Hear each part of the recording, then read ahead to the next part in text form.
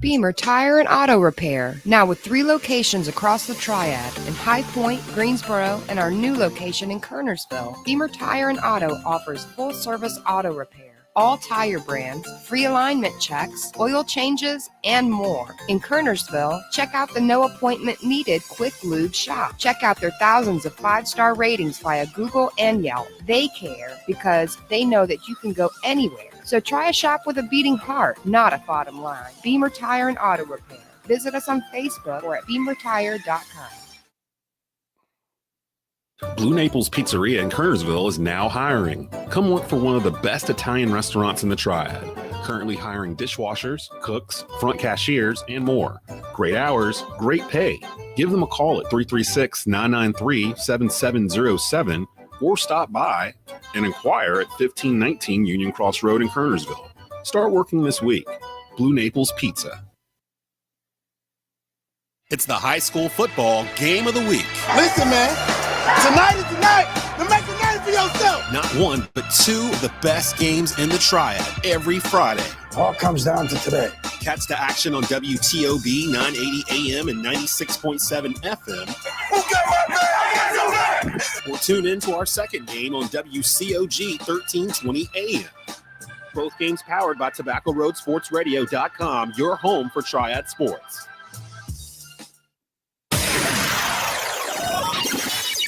You are locked into Tobacco Road Sports Radio, your home for Triad Sports. And you know this, man.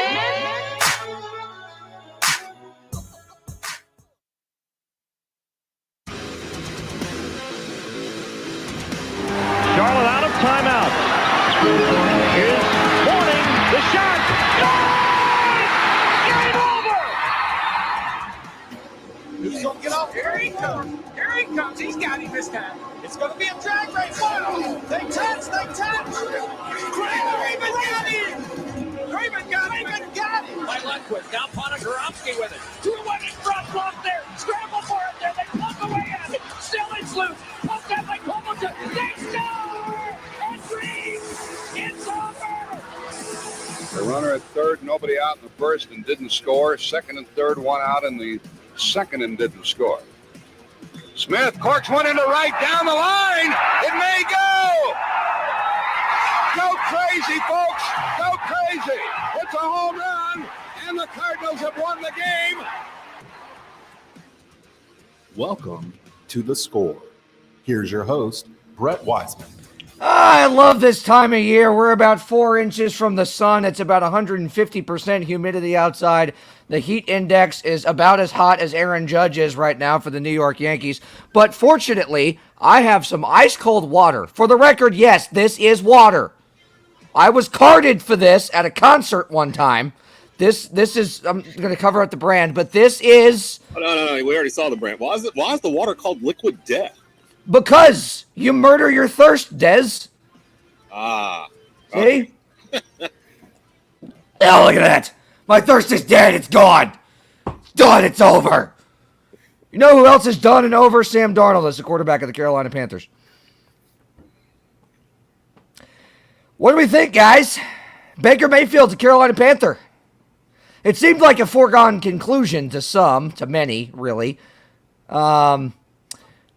have a LinkedIn user. Hey, that's a first. Somebody watching from LinkedIn. Wow. Oh, look at us expanding our platforms. Cincinnati Bengals fan, glad to see Baker out of the division, as are most, I think. Buccaneers fans have no reason to worry. They have Tom Brady. Everyone else in the division, though, does have reason to worry that now the Panthers might not be the doormat that we thought they were going to be if Sam Darnold was still the quarterback. I'm trying to figure out why there's so much hate for Baker Mayfield. He's not like a top 10 quarterback or anything like that. But I can't. He's also not Sam Darnold in a good way. He's not Sam Darnold. I asked this question the other night. Whatever. I'm on a billion shows. I can't remember what it was. But here's the he's a popular man. Popular man. Is there a starting quarterback in the NFL worse than Sam Darnold? Well, if Jacoby Brissett ends up as the starting quarterback in Cleveland, I would take Jacoby Brissett before I would take Sam Darnold. Oh. And apparently so would the Colts or whoever's playing. Who was it? He went back to Cleveland. Yeah. Because Cleveland could have easily just been like, yeah, throw Sam Darnold in here too, and we'll figure out the money or whatever. Very easily. They didn't want him. I think it would have, honestly, I think it would have behooved Cleveland to have asked for Sam Darnold to be thrown in that deal, because the last I heard on the Deshaun Watson situation was the league presented he and the union with a agreement, so to speak, to a 12-game suspension. He said no. So now the league is going to push for the full season suspension. So Jacoby Brissett now has waltzed his way back into a starting job, but I think it would have behooved Cleveland to have negotiated enough to have thrown Sam Darnold in there. Instead, the Panthers get a better option at starting quarterback for a bag of peanuts. Yeah, literally a fifth-round pick that could turn into a fourth if Baker plays 70% of the snaps, which he probably will, barring injury. Undoubtedly. I look at his stats. He's a 60% completion passer for his career. He's played 4 years, led the Cleveland Browns to the playoffs with an 11-win record, won a playoff game there, dueled with Pat Mahomes. I mean, won a playoff game on the road in Pittsburgh, which is not easy to do, regardless of whether it's full crowd or not. And I get the whole, maybe the Cleveland fans or outside of Cleveland were turned off by the commercials and the Hulu stuff and all that. I don't care. LaMelo Ball's out here doing Hulu commercials right now. He hasn't done anything either. And AT&T, LeVar's in the dang AT&T commercial, which is hilarious. It's fantastic. I love it. I don't want your guys to do. I've been asking for Baker since before the draft. And if you listen to the Believe in Carolina Panthers podcast, me and Skylar Callahan have discussed the fact that they almost pulled the trigger on this on draft night. Yeah. The reason why they didn't do it is because Bill Belichick from the Patriots came in with an offer for them to move up in the third round, and Matt Corral was still there, who they had as their highest rated quarterback on their board to begin with. So they put off the whole conversation with Baker and the Browns and drafted Corral and just waited for the Browns to come down to earth in terms of the salary request. This was going to happen. I would be, if I'm the NFC South, I would look at it and be a little concerned because, to be honest, if you look at the roster of the Panthers up and down, offense, defense, this is a really young, talented team. They were a quarterback away, really, from being a playoff contender. And a lot of people were having a hard time swallowing that idea that this Panther team could actually legit be a playoff team in the NFC. Before I get to Josh on this, Des, you're exactly right. And you had an emergency episode of that podcast, I might add, which was fantastic. I'm on vacation. Like, literally, I'm supposed to be on vacation and stuff. No, the job never stops, man. Job never stops. Usually this is anyways, period, this is nuts. No, there's not enough time for us to get in, and we've moved to an hour format. There's too much stuff going on. Anyways, before I get to you, Josh, this team's a quarterback away. And like I was saying before, New Orleans and Atlanta, when you look at where those two teams are right now, considering Atlanta has pretty much thrown the book to the wind after trading Matt Ryan, now they're trusting Marcus Mariota as their starter. We know how that worked the last time he was one of those.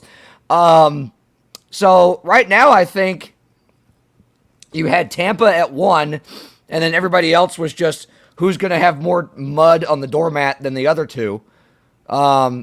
I think now Carolina kind of jumps above New Orleans and Atlanta to a strong 2, to a wild card contender. I don't think we can trust New Orleans, whoever they put at quarterback. I don't think we can trust Atlanta with Marcus Mariota. But, Josh, I think we're all in agreement here, you being the biggest expert other than Dez on this team was a quarterback away. And now they have somebody that can actually throw Robbie Anderson an accurate football, which has not been the case for the past 2 years. No, I think Baker Mayfield's definitely an upgrade over Sam Darnold for sure. I mean, he's thrown 92 touchdown passes in the last 4 years compared to Sam Darnold's ugly 54 or 55. So Mayfield definitely has more skill and athleticism compared to Sam Darnold in the sense that he can be the guy to make the big play. We've seen that. However, I disagree with you, Desmond, somewhat on this team being a quarterback away. This team is a quarterback away, and it's an offensive line away from being a legitimate threat. Baker Mayfield, go ahead. I was just gonna say, are you saying that the upgrades they did to the offensive line this offseason are not good, or they're not better suited this year than they were? Well, we don't know how they're going to perform. Well, I think we don't that's what know. he's saying. Yeah, exactly. We don't know. Baker Mayfield had a top 10 offensive line in Cleveland. In some would say even a top 5 offensive line. So I think you can get a general idea. I mean, Corbett's coming from the Super Bowl winning Rams. Bradley Bozeman's coming from the Baltimore Ravens. Ickey was the top prospect, many people said, in the entire NFL draft. And Taylor Moton's one of the top right tackles in football. Like, I mean, literally across what they did, it's almost like they waited until this year to fix the offensive line, that they were able to kind of just say, well, let's do the defense first. And then the year after that, it was like, okay, let's try to get some skill positions. And then last year, like, okay, finally, we're going to fix the offensive line because it's making us look bad. I don't expect this offensive line to play as poorly as they did last year. Matter of fact, I expect this offensive line to be a top 10 line off of what they did this offseason. I'd be surprised if they're not. I wouldn't go that far, but I definitely do agree with you in that I think this offensive line looks better than last year's for sure. But again, we don't know. We haven't seen this unit on the field. We haven't seen Baker Mayfield with this unit on the field. So once I see some playing time between the offensive line and Baker Mayfield and seeing how, the bookend tackles, Taylor Moton and Ike Ekwonu, can protect him as well as the interior, I'm just not willing to go that far and say that, I'm for sure excited that this team is going to be like a top 15, top 10 team this year. I'm just not willing to go that far yet. And the quarterback history too. This team has started 5 quarterbacks in the last 4 years since Cam Newton kind of stepped down as the starter in 2019. Well, all 5 quarterbacks have been he didn't step down by choice, but continue. Right. Well, I mean, he was injured and then was kind of forced. We get the gist. We get the gist. Right. But I think once we see this offensive unit in play on the field and they're doing well, especially with injured players, like if Christian McCaffrey goes down injured and this offense is still clicking on all cylinders, that really will give me a lot of confidence. I'm not saying McCaffrey will. I'm hoping he stays healthy the entire season. That would be awesome. I hope this entire offensive unit stays healthy all season. That would be such a bonus. But in case that scenario does play out, I want to see if this offense doesn't fall apart like it's had the last few seasons. So. I would counter with that and basically just say that every year there's a team that pops up out of nowhere that shows up in the playoffs with double-digit wins or makes it to the Super Bowl or whatever. Last year was the Cincinnati Bengals. They had won 5 games the year before, and their coach was on the hot seat. Sounds pretty familiar. And actually, Burrow did that without an offensive line last year. I mean, he was running for his life most of the time. Before he got hurt, yeah. He got hurt, yeah, or really through the year last got year. Hurt because he didn't have an offensive line. The game was ended by Aaron Donald on 2 plays at the very end, him versus the entire offensive line, like literally, and that's how they ended that game. I feel like the Panthers have a couple of things going for them that would work in the situation. There's an extra playoff spot. There's 7 instead of 6. So that you're going to have a 9-8 team, maybe an 8-9 team that slips in there. Because the NFC is not very strong. It's kind of you got the Rams, and then who? I mean, are you going to go with Brett's Packers, who have no wide receivers for Aaron Rodgers to throw to right now? Dad, that's another thing we don't know yet. Hold on.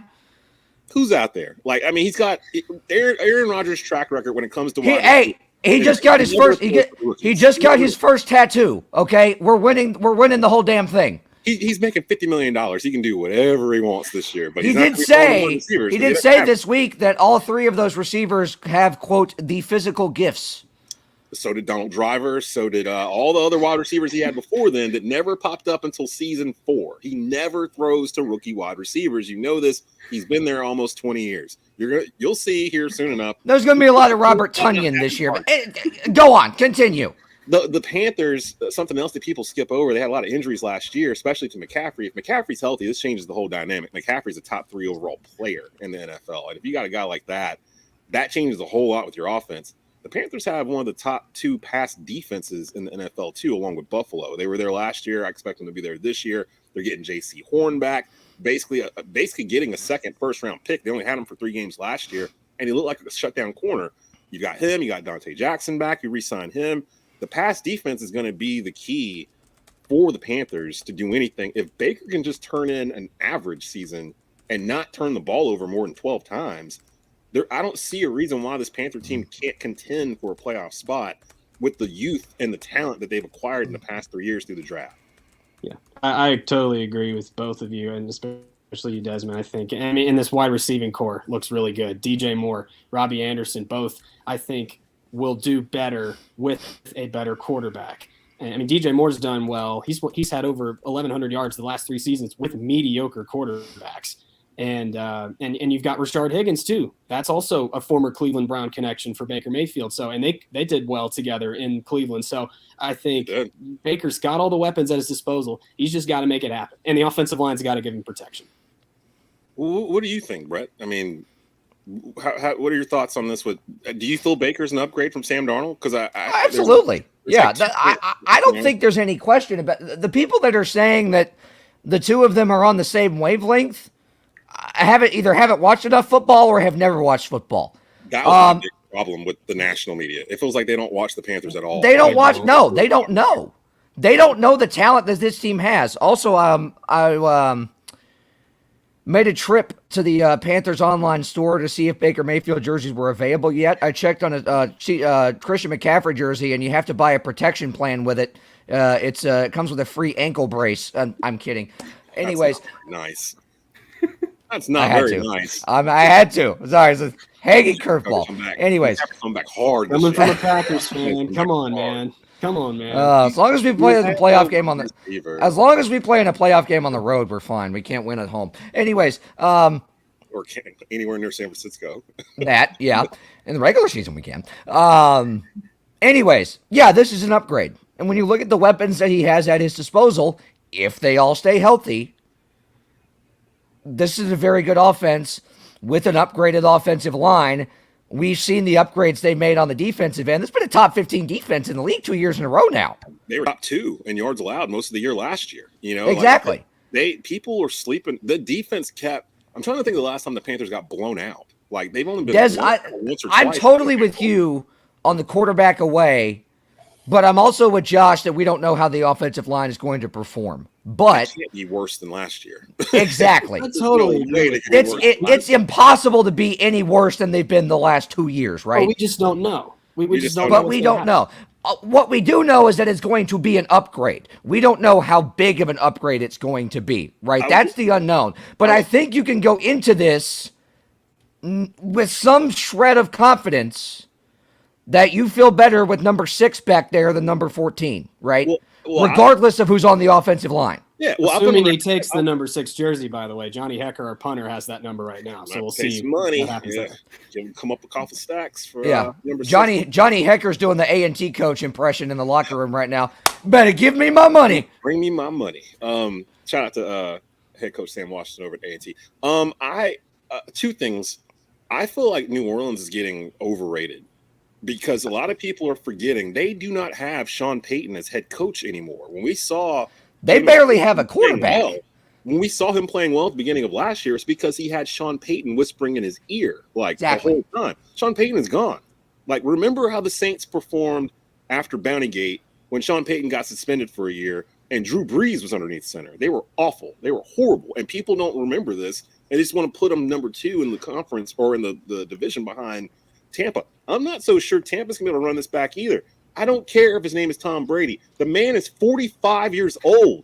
This has to end. This eventually has to stop. I know it's the whole cliff thing or whatever, but this is getting ridiculous. I think the only way we take him off the field is if somebody just breaks his spleen in half. You can't miss him. They've made the rules so that you can't even get near him pretty much. So he might very well play till 50, like he said a couple years ago, and everybody laughed about it. He's almost home. Anyways. Get out of my division. Get out of the NFC. Period. Yeah. Why did you come here? We were already struggling enough. Now we have to deal with you. Your point on Jameis in New Orleans. Remember the main reason that Jameis Winston came to New Orleans is because Sean Payton unequivocally believed in him that he could fix him. 100. That's the only reason Jameis Winston came to New Orleans, because Sean Payton said, "I can fix you." So he wasn't getting a lot of offers. He wasn't getting a whole lot of offers in free agency, and the Saints picked him up on like a little short $1 million deal or whatever it was. And to James's credit, he was playing really well, but we haven't seen him play without Sean Payton. No. And we haven't in a Saints uniform. We've seen him play without Sean Payton elsewhere, and it hasn't been good. So yeah. There you go. Anyways, okay, let's get in a break here. When we come back, we're inventing a new board game. It's called Monopoly Conference Realignment Edition. If you would like to conquer the entire country, your name is probably the Big Ten.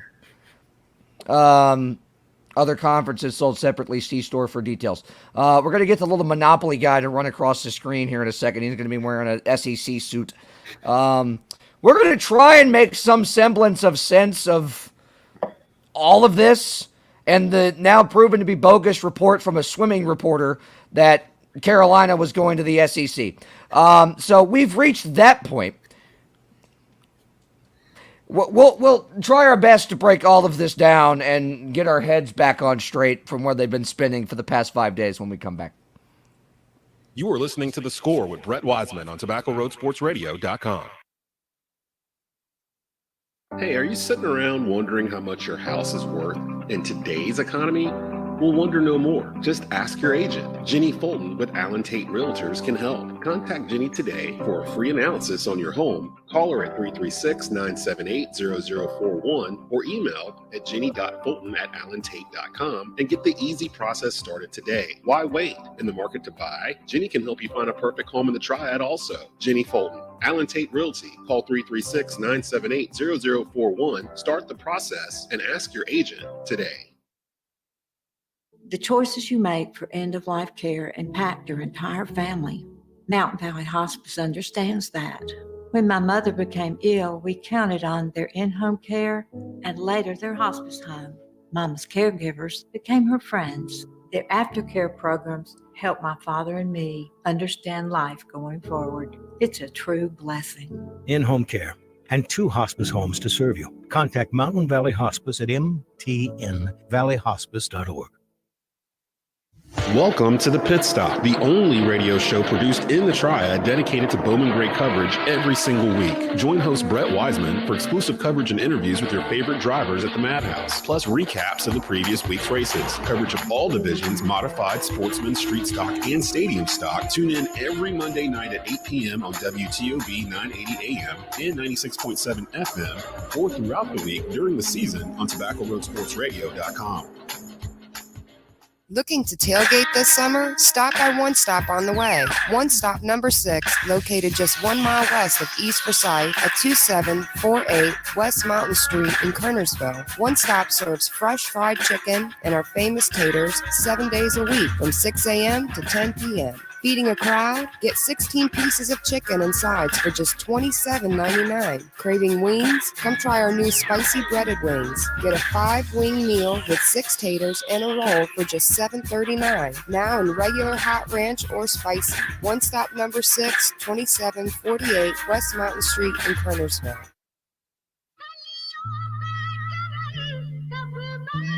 Carolina Cobras. If I take that field, if my game starts to slack, I have no fear.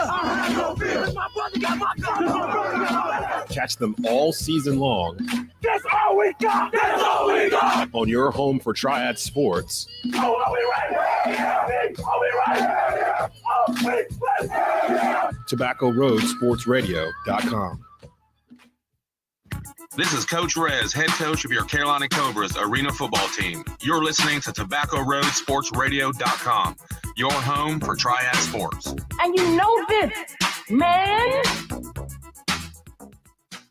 Welcome back to The Score with Brett Wiseman. Welcome back to The Score with Brett Wiseman here on TobaccoRoadSportsRadio.com.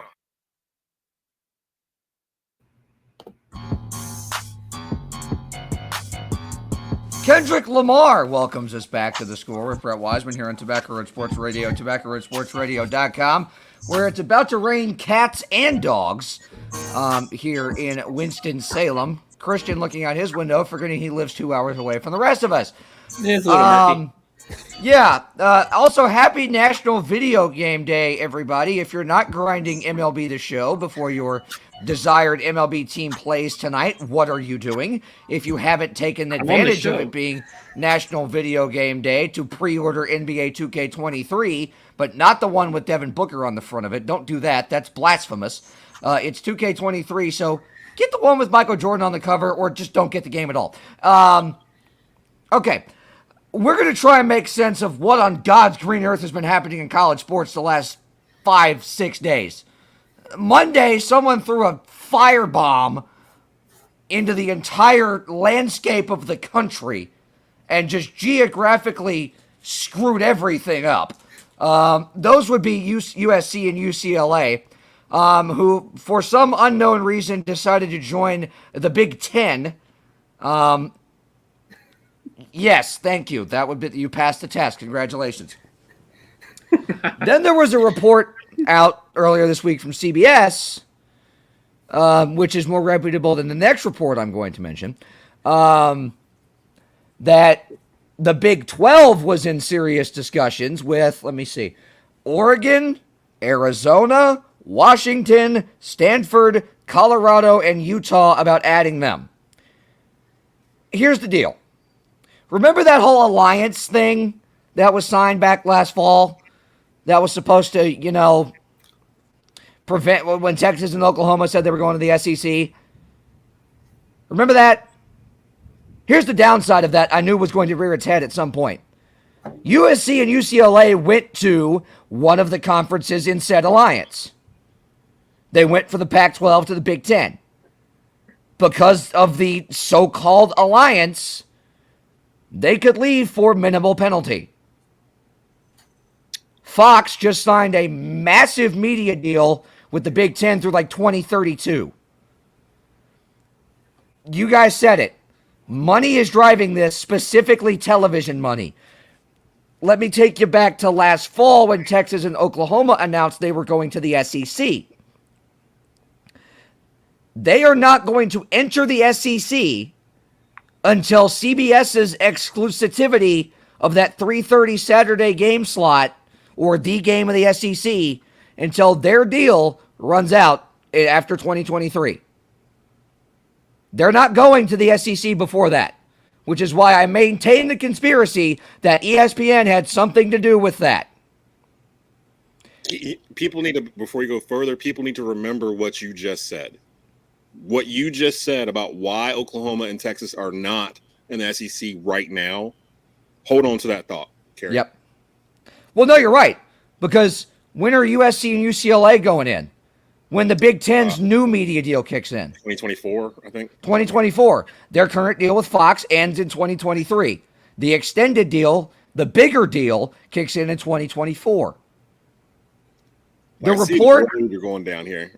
The report that's now been proven to be bogus by a swimming reporter out of Philadelphia who's to choke everyone yesterday that read this around like poison ivy and didn't bother to go look and see who posted it. I looked at who posted it, but I saw it was verified. So look, with all of this that is happening, I'm not ruling anything out. You could tell me that Wake Forest is going to go join the Pac-12 right now, and I probably believe you. But if the guy that said it is from Swam News, I'm probably going to, you know what I mean? I'm probably going to be like, let's look at this really. And then I think I'm the only person in America who actually clicked on the article that it was attached to just to see what it was. And it was them talking about how their swimming conference would change if they joined the league. There's no sources. There's no facts. It's basically just regurgitating what everyone else is doing. If people want to know what's happening with the ACC, Andrea Adelson has a fantastic thread on Twitter. I think I retweeted it like an hour or two ago, where she was talking to ACC officials. All of this talk about rating the ACC is pointless. You can't raid the ACC right now. It's too expensive. You would have to pay $120 million per team, and you still wouldn't own their media rights until 2036. So it's like, what's the point? Again, TV, it's stupid. TV money drives all of this.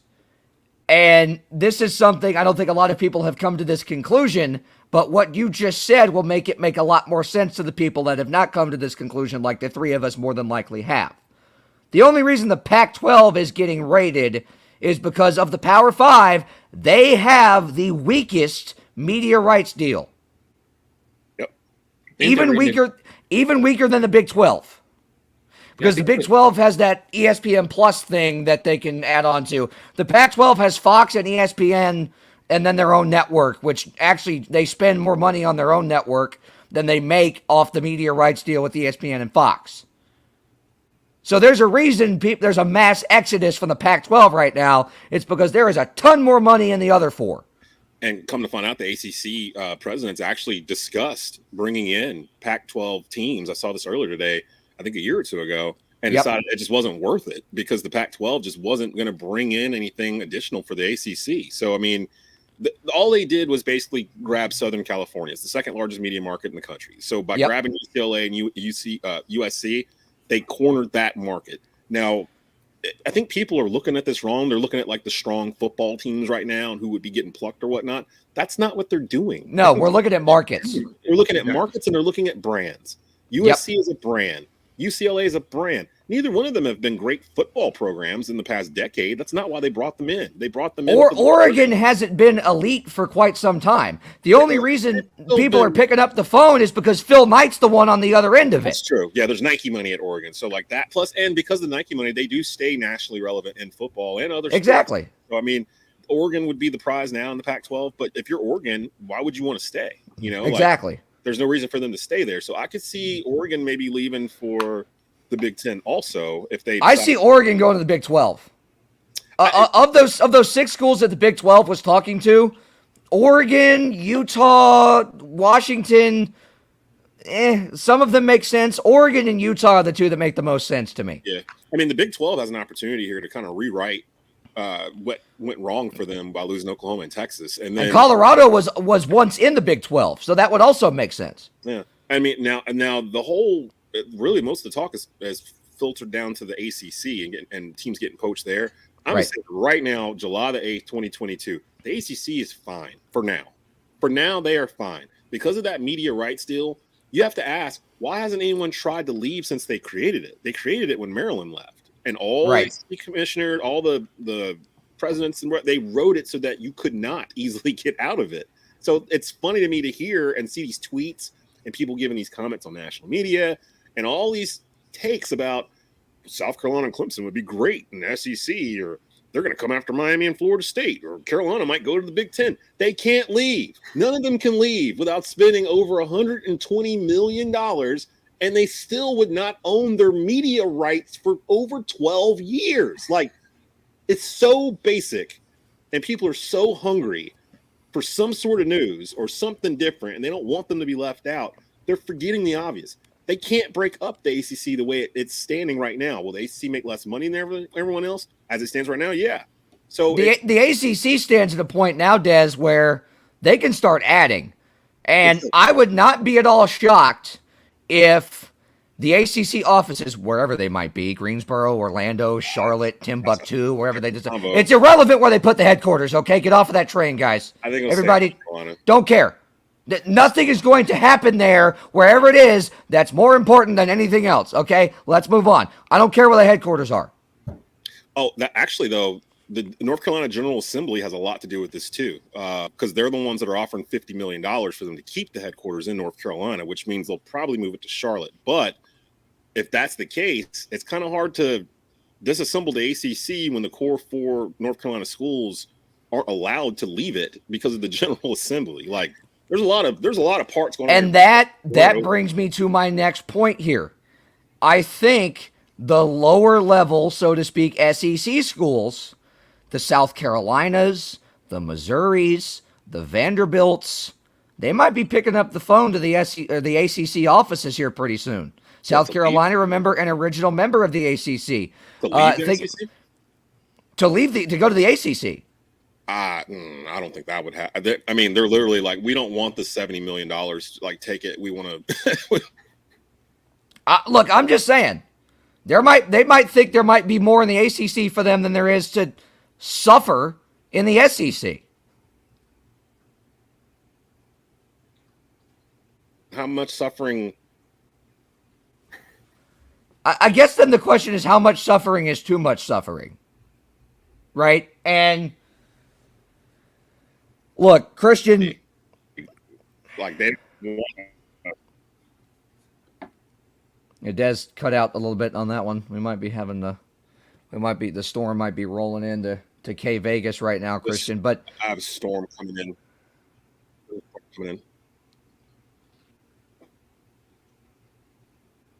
Should we take a break here and try and I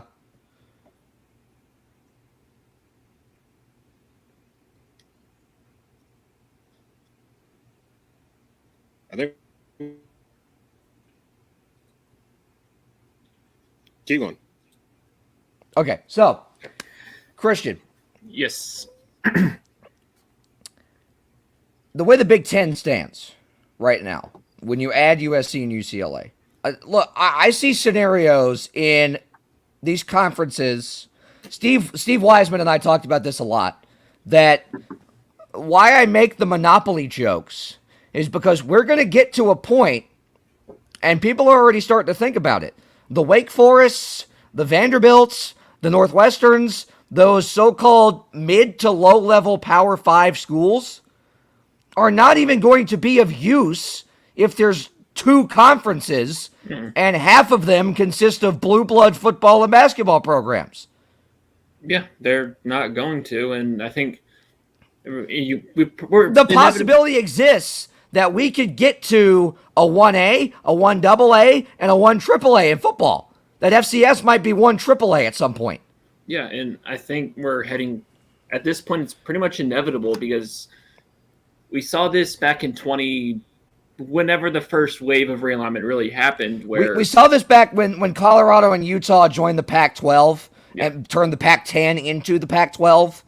And when the Big Ten went to 12 teams, when they added Nebraska and I forget who else they added, but they added Nebraska. That was big enough. There was that first kind of exodus from the Big 12. There's Desmond. Sorry, there's a storm or something coming in Kernersville. Yeah, I think we're gonna. Yeah, I got the same one, but we're gonna end up getting. I think it's inevitable. We're gonna end up getting. Call them conferences because we don't really know what else to call them at this point. I think we're gonna get 3 football subdivisions. Yeah, we're gonna get to that point. And Des, what I was just explaining to Christian, Northwestern, Vanderbilt, Wake Forest, State, these kind of lower to mid-level Power 5 schools. The bigger conferences, if the reason I'm making this monopoly or reverse Pangea joke that you see me making on social media a lot of the time, is this morph of power. When you get to, we'll call them conferences, they're basically, NL versus AL or NFC versus AFC at that point, because you got like 30 and 30. We're going to get to the point where Wake Forest, Vanderbilt, Northwestern, all those low to mid-level Power 5 schools are going to get the boot because the conferences, if you want to call them that, aren't going to care because Kentucky and Kansas are in the same basketball conference because Oklahoma, Texas, Alabama, and Georgia are in the same football conference. But that's when there are so many blue bloods, they're going to have to start their own thing. The only problem, a couple of problems with that is that you assume that those blue bloods will be good forever in those sports. So you're building it off of the idea that they're just going to continuously be good. That it'll ebb and flow. There's only really a couple of programs in football or basketball that are just good every year. I think they're heading towards a 4-league, 16-team super conference type of thing. You're going to have the SEC with 16 teams. You're going to have the the Big 10 with 16 teams. Whatever happens with the Pac-12 and Big 12, eventually they're going to see they need to merge or one's going to poach the other to get to 16 teams. And then you're going to have the ACC, who's already at 15 teams, and it'll come down to convincing Notre Dame to come in. To do that, if I'm the ACC, if I'm John, is it John Swofford still that's the commissioner? Nah, I forget the new commissioner's name, but it's not John Swofford anymore. I would go to the other people that are involved with the college football playoff and say, okay, if we're going to do this, we have to make it where if we're going to do this right with these 4 conferences, these 4 super conferences, we have to make it where the 4 conference champions get automatic bids, no matter what. Those 4 champions get bids because that convinces Notre Dame to join the ACC. The only reason why they haven't joined the ACC is because they don't need to. They have a path to the playoff without being a member. If you have to be a champion to get in, it's not just that. For NBC football, deal, too. NBC money. All right, thank you. They can get that money from being in a ACC with a bigger television deal, or an ACC that's doing the thing they're talking about doing possibly with the Big Ten with this sub-conference championship game in Las Vegas or whatever. The only way ACC can make more money off of the deal they have with ESPN is to figure out more revenue streams to go on top of what they already have. They can't renegotiate it, but they can find other games or other things they can do to make the overall revenue higher. You do some sort of ACC versus Big 12, Pac 12, whatever it's going to end up being, the big Pac 12 or the big Pac 16 or whatever it's going to end up being. You do some sort of almost like a quarterfinal, because the winner of that game would automatically just go on to the football playoff or whatever. So there's a bunch of ways they can do this. But my point was that the ACC is not doomed. Everyone keeps saying the ACC is doomed and Clemson's leaving, Florida State's leaving, Carolina's leaving for the Big Ten. Oh, they got to take Duke with them. What happens to State? The ACC doesn't want to dissolve. They don't want to break off and join the SEC. Carolina could have left for the ACC or the SEC a couple of years ago, according to Swafford. They had the opportunity to go to the Big Ten, and they said no. So it's like they have a deal with ESPN where they should have been looking further ahead. But other than that, the ACC's been looking ahead this whole time. That's why they're at 15 teams to begin with right now. They've been seeing this happen for a decade. It just blows my mind that people think the ACC is just going to bend over and let their crown jewels just leave because the SEC has more money. Like, it just doesn't make any sense. And legally, they can't. They just can't go anywhere. So I don't understand why this conversation has been going on for over a week without anybody reading the media, the grant of rights or whatever, except for Andrea Adelson, apparently. So, like, go find her Twitter account and read the thread she posted. It's very thorough and explains in clear detail that if anyone gets out of this deal with the ACC, any school, they went through a hell of a legal battle or found some sort of loophole that no one's found in the decade since it's existed. And I just don't feel any of these schools are able to go anywhere. Yeah, I think think back to when Maryland originally left the ACC, and then Notre Dame was added to all sports except football, and Pitt and Syracuse were added in everything. For football, primarily, but yeah. Really, yeah. They swallowed up the whole Big East.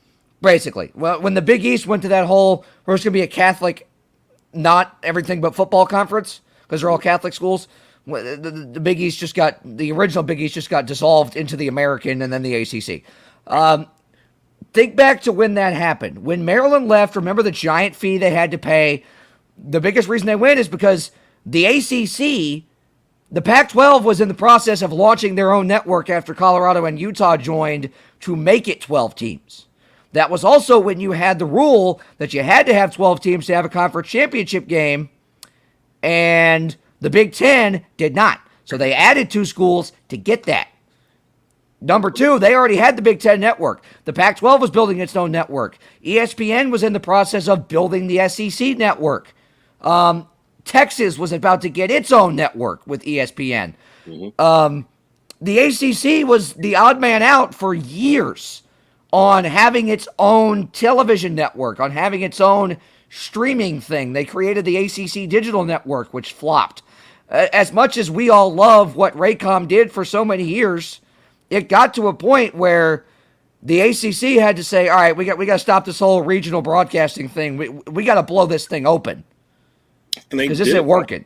They did the rollout wrong too. Remember, for a while you couldn't get ACC network. It was just, what was the network that the Bobcats launched that nobody could get?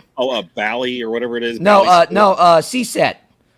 When the Bobcats first came around. Bobcats. Yeah. Bob Johnson launched his own network. It was supposed to be like this really cool North Carolina sports thing, except I think they ended up showing like senior citizen bocce ball or something on there at some point. Remember that. Nobody could get it.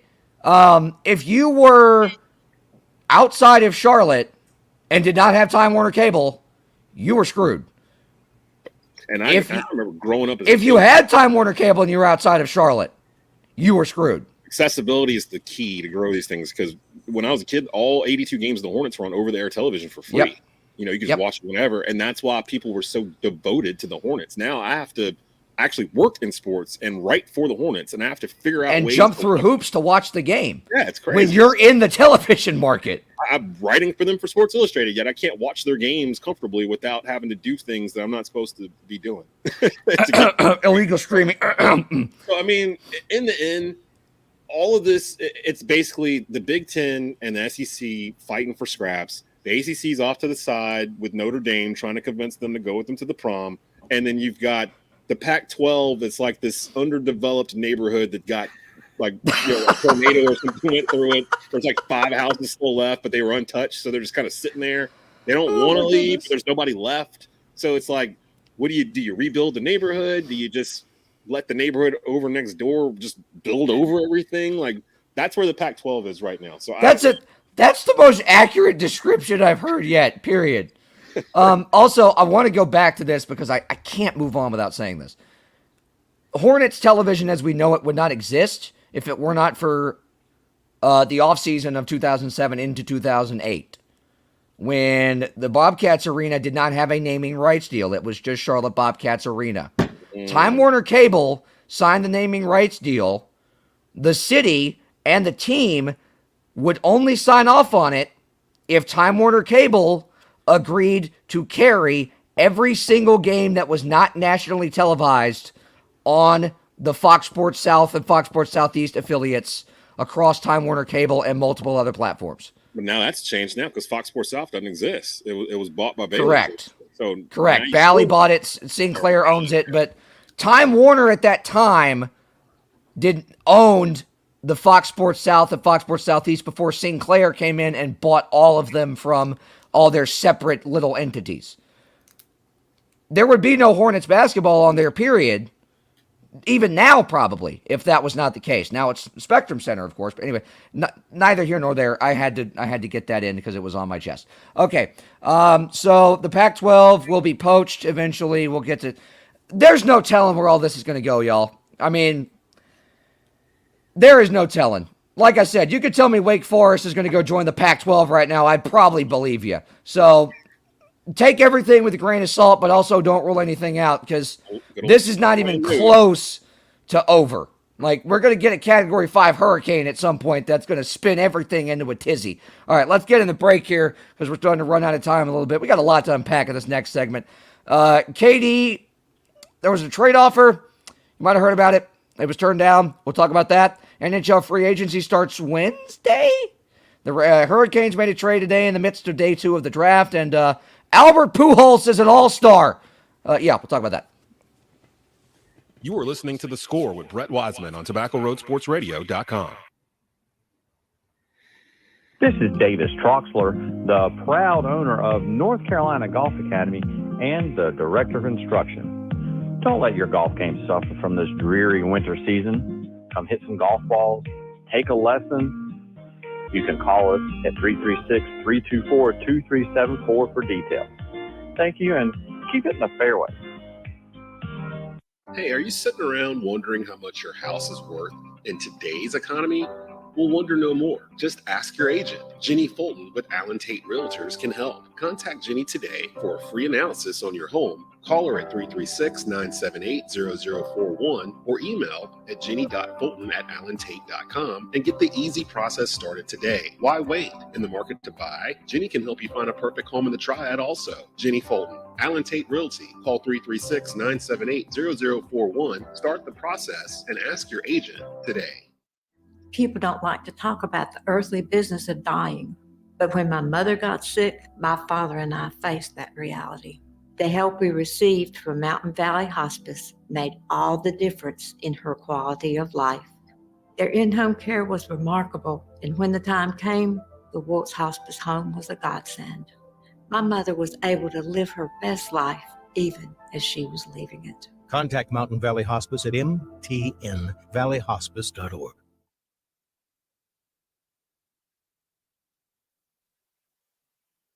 Welcome back to The Score with Brett Wiseman here on TobaccoRoadSportsRadio.com.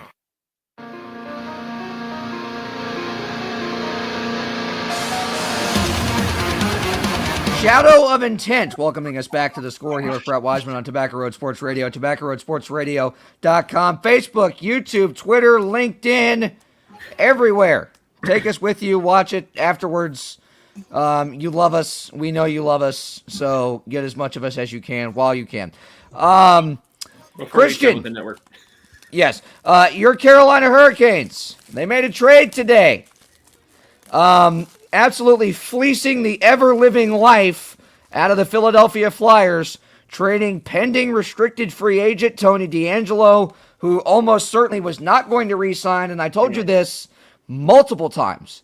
It would behoove you to get something for him before he, A, either signs somewhere that you can't match, or B, just refuses to re-sign, period, and doesn't play. That happened a lot with some RFAs last offseason that didn't get the deals they thought they were going to do, thought they were going to get, turned them down, and just flat out did not play. Well, very rarely do you get multiple picks for a pending RFA. You got 3. So, well done. That's an absolute fleece job. We'll see how Tony DeAngelo fares with John Tortorella. I'm thinking it's going to be like a Captain America Civil War kind of scenario there. The two of them are going to, not even metaphorically, butt heads. They're probably going to actually physically butt each other's heads against each other. Like, it's going to get to that point. I'm not upset about it. Would I've liked him back? Yes, but granted, the Canes only have, with Jake Gardner still on the payroll, he'll be back next year, I hope. And after the season that he had, and we talked about this, he was going to be looking for big money. Yeah, and he got a 2-year, $10 million deal with Philadelphia. I think he's the extension.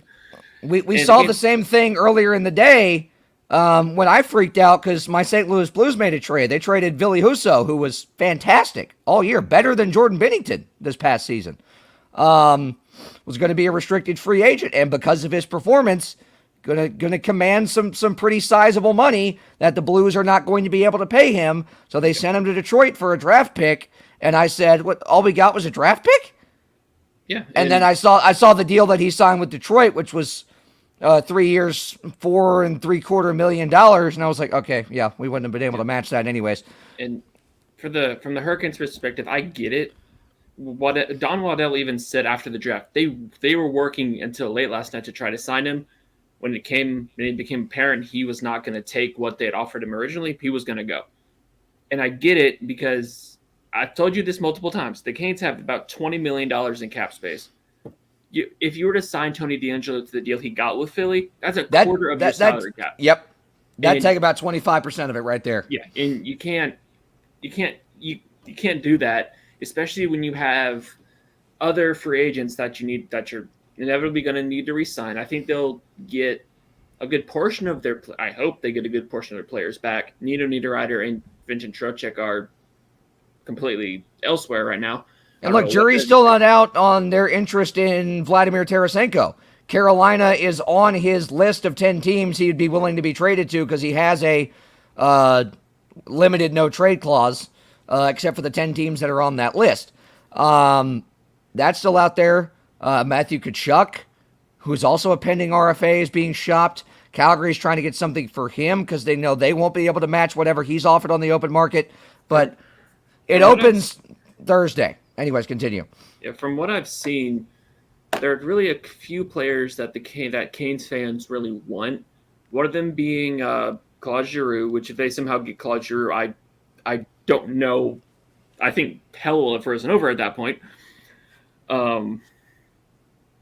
I would really like them to go after Patrick Kane, but again, I don't think that we'd be able to pay what Chicago's going to want. Plus, we don't know if he's going to retire after the year or what he's going to do after they traded DeBrincat and all this other stuff they did last DeBrincat night. to the Senators for a bag of thumbtacks last night.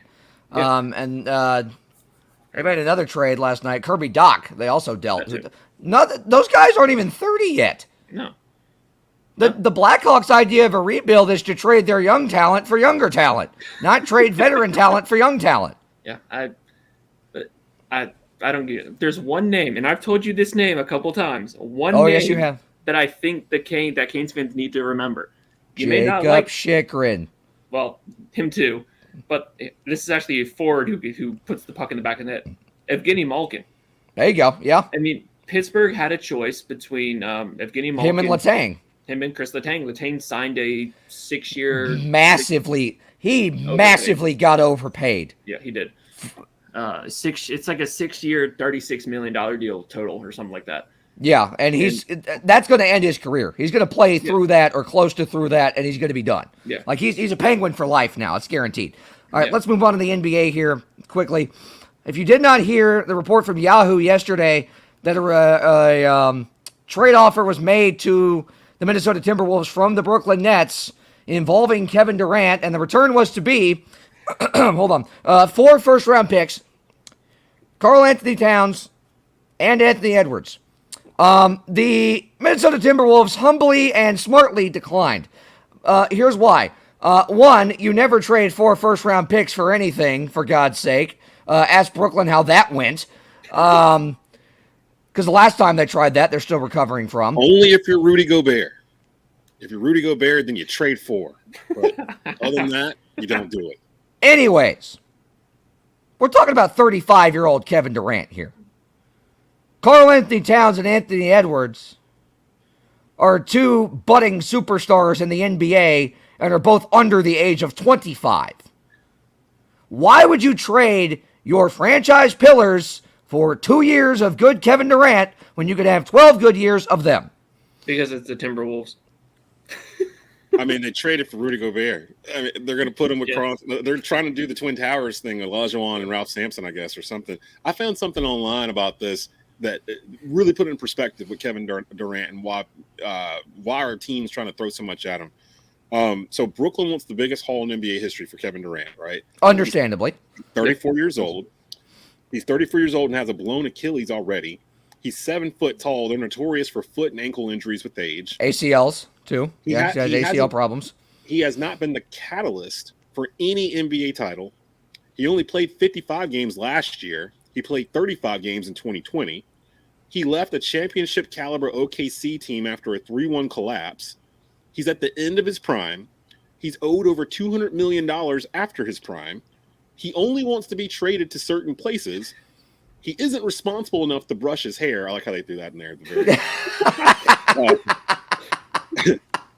even in the event they find a team stupid enough to sell the farm for an older superstar with a recent injury history and no evidence of leading a team to a title, what is the return on their investment?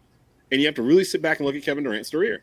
Like, he's literally been a front runner his whole entire career. And the fact that he asked to go to the 2 1 seeds in the playoffs this past year, that's the 2 teams he's thinking about going to.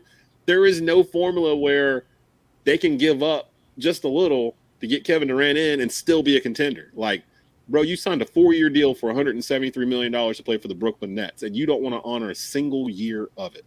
I'm through with Kevin Durant. He can never be a top 10 all-time player. I'm seeing people saying, well, maybe the Warriors should trade for him. The Warriors just won the championship without him. Why would they trade half the team to bring back a dude that just left them? Like, I don't. Just like I said with Minnesota, they've got 2 or 3, 4 guys that are under the age of 25 that had more productive seasons than he did. It's that time of the year. And won a ring. You know, Stephen A's on vacation, Kellerman's on vacation, Greenberg. Yes, it's the fantastic time of year where ESPN is contractually obligated to talk about the NBA as much as possible so they don't lose the media rights deal. Same thing with the NFL in April when Adam Schefter is making things up on draft night. We got a week to go before they get into training camps, NFL style, where you can watch them throwing without pads and just Yeah, we'll get to see Ed Werder camp outside of Brett Favre's house again. I'm just kidding. I still think that him or Rachel Nichols, one, had to get some kind of stalking order because they were outside of Brett Favre's house every single night on live television. I'd take Brett Favre right now over Sam Darnold. I take him over Kirk Cousins. I take Brett Favre on the Monday Night Football broadcast crew, but that's just, can you imagine him, Joe Buck, and Troy Aikman in the same booth? That'd be hilarious. One more thing. For the first time in recorded human history, Rob Manfred did something right. The new collective bargaining agreement allows 1 legend per league to be granted an all-star spot by the commissioner. This guy, Albert Pujols, in his final season, has been selected to the National League All-Star team along with Miguel Cabrera of the Detroit Tigers, both in their final seasons. Two Dominican legends on their way to L.A. Full rosters will be announced later tonight. Okay, that's going to do it for us on this edition of The Score with Brett Wiseman here on Tobacco Road Sports Radio, TobaccoRoadSportsRadio.com. Special thanks to Josh Scott for chiming in from the 828. That's the mountains, for those of you that don't know. Christian Embry chiming in from the 919. That's the triangle, if you don't know. And then the other two of us in the 336, our producer, Jasmine Johnson, and me. Goodbye.